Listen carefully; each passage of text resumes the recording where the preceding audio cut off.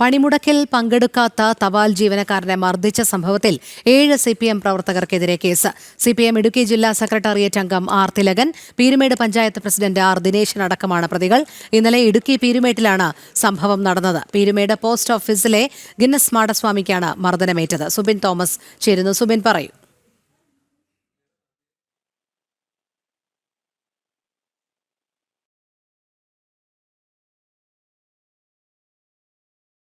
സുബിനിലേക്ക് എത്താം. പണിമുടക്കിൽ പങ്കെടുക്കാത്ത തപാൽ ജീവനക്കാരനെ മർദ്ദിച്ച സംഭവത്തിൽ 7 CPM പ്രവർത്തകർക്കെതിരെ കേസ്. CPM ഇടുക്കി ജില്ലാ സെക്രട്ടേറിയറ്റ് അംഗം R Thilakan, Peerumedu panchayat president R Dineshan അടക്കമാണ് പ്രതികൾ.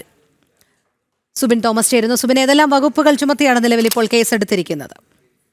ഇന്നലെയാണ് ഇത്തരത്തിൽ ഈ ഒരു പണിമുടക്കുമായി ബന്ധപ്പെട്ട് ഈ തപാൽ ജീവനക്കാരന്റെ മർദ്ദനം ഏൽക്കുന്നത്. രാവിലെ തപാൽ ഓഫീസ് ഈ മാടസ്വാമി എന്ന് പറയുന്ന തപാൽ ജീവനക്കാരൻ തുറന്നിരുന്നു. ഇതിനുശേഷം ഈ സമരാനുകൂലികൾ എത്തുകയും ഈ തപാൽ ഓഫീസ് അടയ്ക്കണം എന്ന് ആവശ്യപ്പെടുകയുമായിരുന്നു. ഇതിന് പിന്നാലെയാണ് ഈ ഒരു മർദ്ദനത്തിലേക്ക് കടക്കുന്നത്. ഇയാൾ തപാൽ ഓഫീസ് പൂട്ടി പുറത്തേക്ക് ഇറങ്ങുന്ന സമയത്താണ് ഈ ഒരു മർദ്ദനം നടക്കുന്നത്.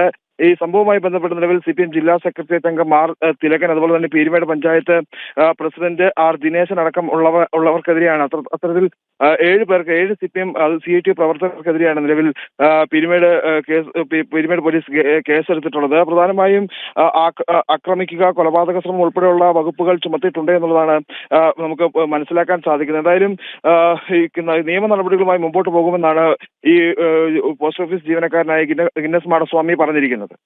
ശരി, സുബിൻ തോമസ് ആണ് വിവരങ്ങൾ നൽകിയത്.